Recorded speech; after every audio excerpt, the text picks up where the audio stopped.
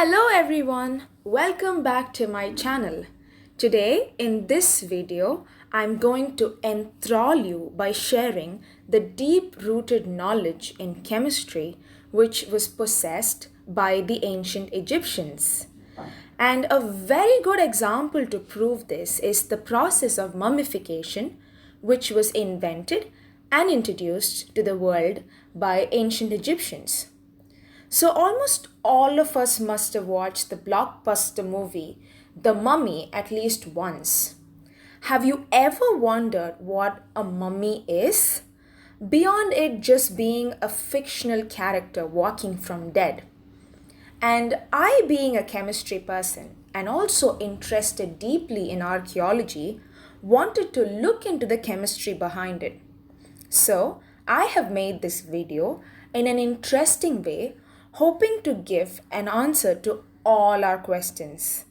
Without any further ado, let's get right into the video.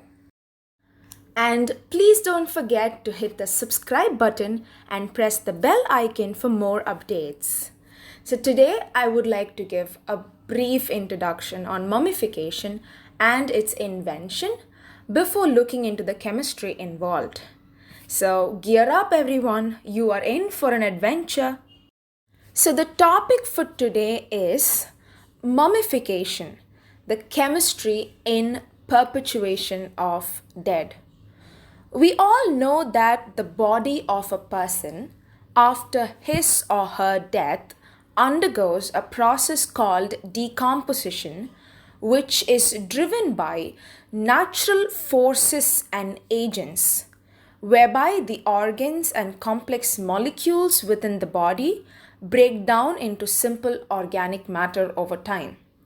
So the body eventually becomes unrecognizable and formless. It becomes a mass of putrid. You won't even know if it was a body of a human being or that of an animal because it just becomes a huge mass of formless substances or formless compounds. So we know that this is exactly what happens after death. But is life possible after death?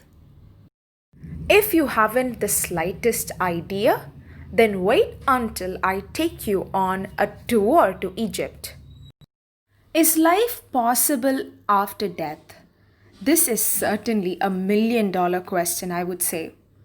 According to me, we human beings cannot really know what happens to the so-called soul that leaves our body, if it goes to heaven or hell or even anywhere, because we are not gods and goddesses, and this question will keep demanding an answer for centuries from now, as this concept is beyond human imagination. And I highly doubt if we will ever get an accurate answer because we have spiritual answers, but we still don't have a scientific basis for it. So we shall now take a look at the possible answers that were given by the ancient people and especially ancient Egyptians. And let's reveal the science behind it and see if that was the answer that we are looking for. The answer of ancient Egyptians were a whole new version of this because, according to them, afterlife or life after death involved the journey of a deceased person to the land of two fields. So basically, the land of two fields was a place that looked exactly like earth, or we can say heaven by the way we understand what heaven is. It was a paradise for them, and they believed that the deceased person after his or her death would row a boat and go over to the land of two fields and live the rest of the life there. And this was possible only if the deceased person did good on earth when he or she was alive. And they actually believed in afterlife more than anything, and Egyptians lived by this. They wanted to go to the afterlife and they always did good things or good deeds in their life. Very interestingly, they believed that the soul of the dead person leaving would split up into two, namely the Ka and Ba. While the part Ba goes over to look after the dead person's family, Ka, the other part, returns to the body of the deceased to live the afterlife when it is time. This is exactly and most certainly why the ancient Egyptians wanted their bodies preserved after death, for Ka to recognize and come back to them. If the body decayed, they believed Ka would not recognize the body and would just fly off, and their afterlife would be ruined. This spiritual belief led to the invention and practice of mummification, which turned out to be one of the most brilliant inventions of all time. So, I believe the very brief introduction that I gave on this topic helped you understand the real reason why Egyptians practiced mummification. And when I read through this, when I read through how scientifically equipped ancient people were, it interested me a lot, and I thought it would be best to share it with you. So, without any further delay, I'm going to jump right into today's topic. Chemistry in perpetuation of dead. Here you see that mummification is nothing but an embalming process. But this embalming process is unlike anything when compared to the modern embalming process, because now we have a lot of technological developments, machines, and chemicals that are being used. So basically, mummification was a process where the skin and the flesh of a corpse was preserved.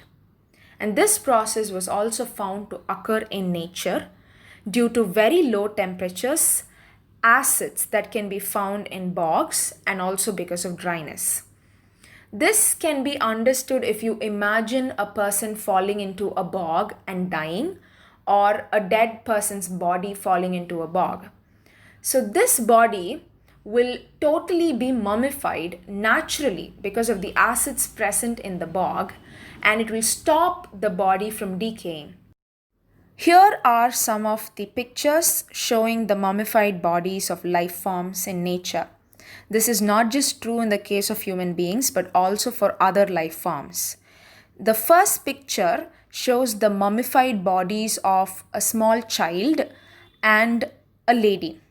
These two mummies were retrieved from Siberia, and we know that Siberia has a very hostile climatic condition. The temperatures are very low, and this was the driving force for mummification to happen.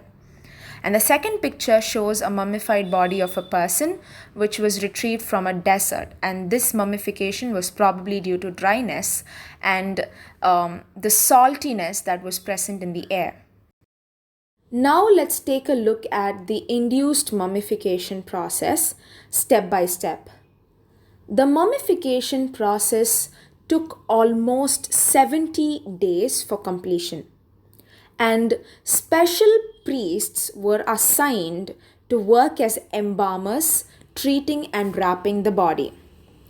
They not just had knowledge in performing rituals and prayers like all priests do, but they also had knowledge in human anatomy. Firstly, all internal organs and soft tissues were removed, as they might decay rapidly. The brain was removed by carefully inserting special hooked instruments up through the nostril in order to pull out bits of brain tissue. The picture above shows the tools that were used during the mummification process to extract brain matter. It is also considered to be a very delicate operation because it might easily cause disfigurement to the face. And this is obviously considered as an unfortunate event because when the face becomes disfigured, they believed Ka would not recognize the body.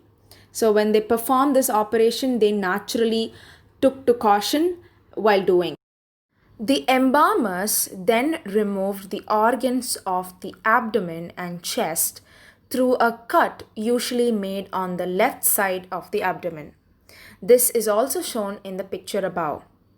They left only the heart in place. They did not remove the heart because they believed that it was the center of a person's being and intelligence. The removed organs were preserved separately in boxes called canopic jars containing embalming fluids. And I showed a picture of the canopic jars in the previous slide. If you look at the jars, they look really fancy with different shapes and structures. That's because they had some spiritual significance. And coming back to the embalming fluid, they contained mainly formaldehyde, glutaraldehyde, menthol, and other solvents. So here in this slide, I have given a chart containing the chemicals that are being used in the embalming fluids of today's modern embalming process. Interestingly, the canopic jars containing the preserved organs were also buried with the mummified body, hoping that these organs would be required for the afterlife. The next most important step was to remove moisture from the body, because we know that moisture and dampness were the breeding grounds for bacteria. And this was done by stuffing and covering the body with natron, which is a naturally occurring mixture of sodium carbonate and sodium bicarbonate, along with small quantities of sodium chloride and sodium sulfate. This is the reason why sodium has a chemical symbol Na, which is derived from the Latin word natrium. And natron not just acts as a dehydrating agent, but it also readily saponifies fat, that is, it induces saponification. Now let's move on to the process called saponification. Saponification is colloquially called as making into soap, which is an event or reaction that occurs after death in which a body undergoes chemical changes that transforms fat into a substance called adipocr. Basically, during the course of a saponification reaction, the fat or triglyceride deposits in our body. We know we have a thin or a thick layer of fat beneath our skin. This is present throughout our body and it protects us from UV radiations and it gives the elasticity to our body, like to our skin. And this is also found in parts of our face. So this fat is something that's going to undergo saponification reaction where it is first hydrolyzed to unsaturated fat. And the unsaturated fat is a firmer form of fat. It's firm, nice, firm and thick. So this unsaturated fat again undergoes hydrogenation or saturation to give us a saturated fat. The saturated fat that is finally formed is nothing but adipocr. This fat is called adipocr and it's waxy or soap-like in nature. Adipocr that's finally formed is a wax-like organic substance.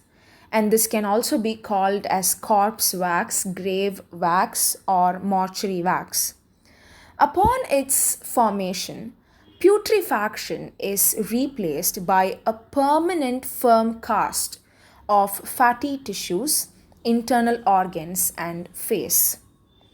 The picture on to your right shows a soap mummy where the body of the dead has been turned into a solid cast due to Adipocr formation throughout the face and body. You see that putrefaction is nothing but the decay and decomposition of a body. This is totally stopped when the formation of Adipocr occurs because we are using natron to initiate the process. It will take away all the moisture that is present in the body. When the body is completely dehydrated, there is no medium for the bacteria to grow. When there's no bacteria, there's no decomposition. And to make everything better, saponification of fats are happening in the body. This will lead to the formation of a wax-like substance called Adipocr, which is going to form a solid cast.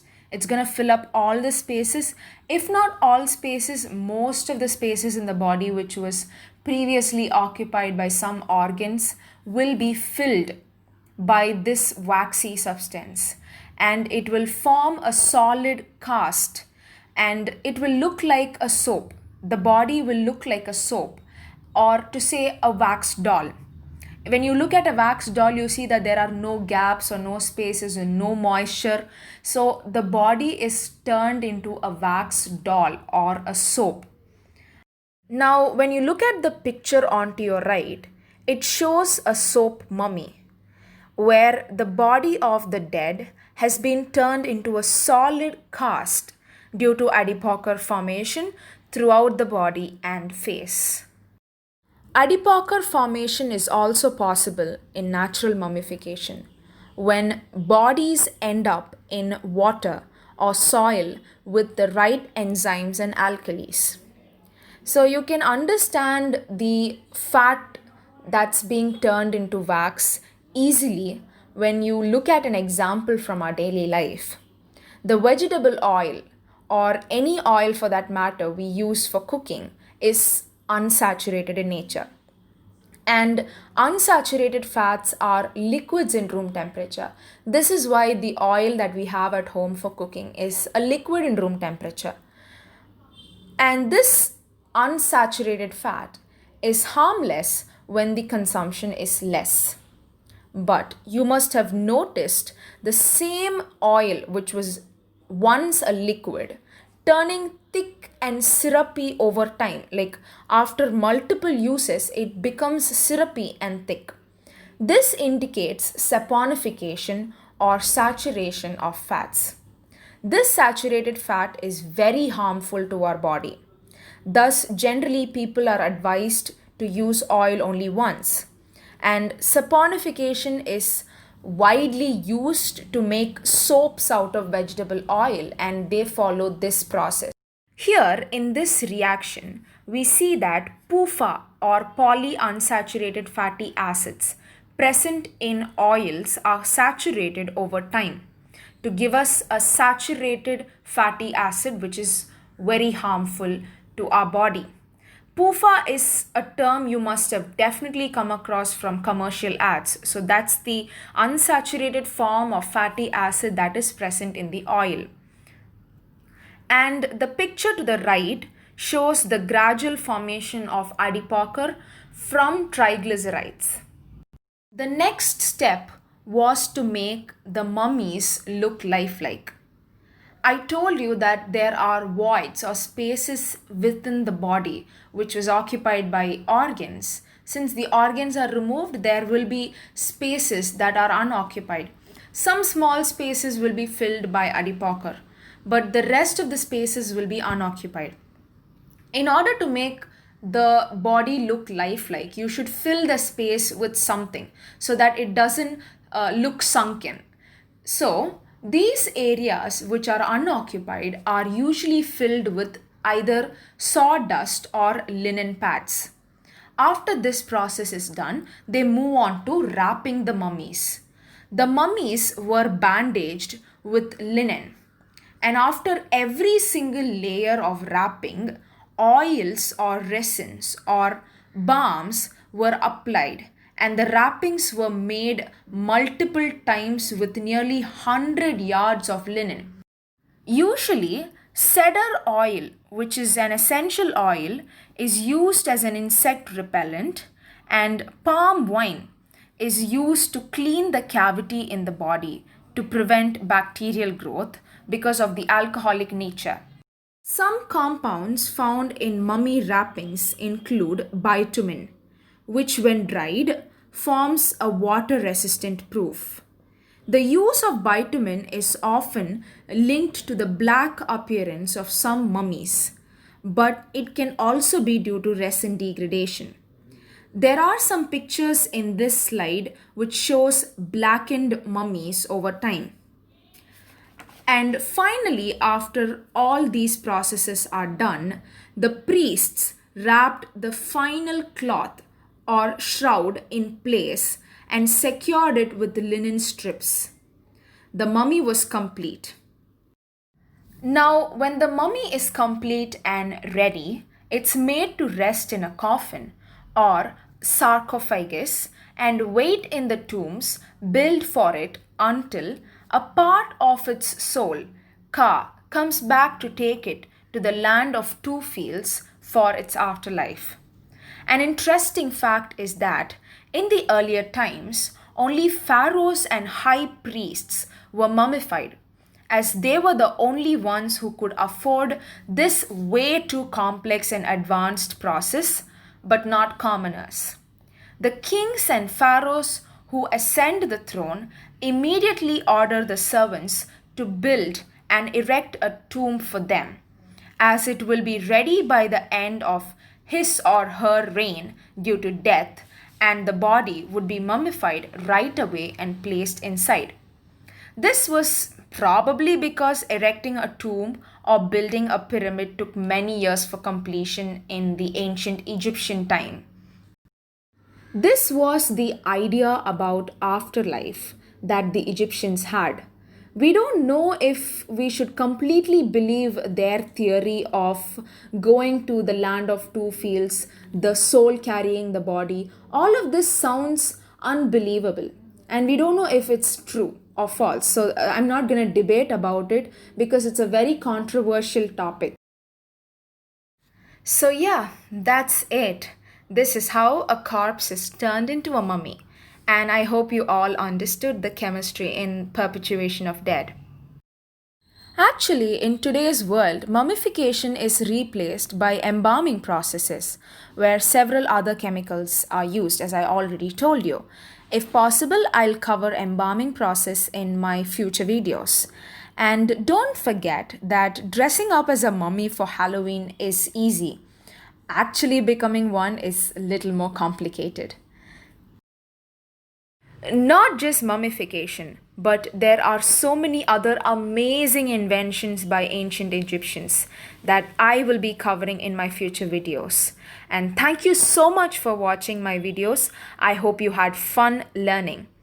And don't forget to subscribe for more fun videos. Thank you.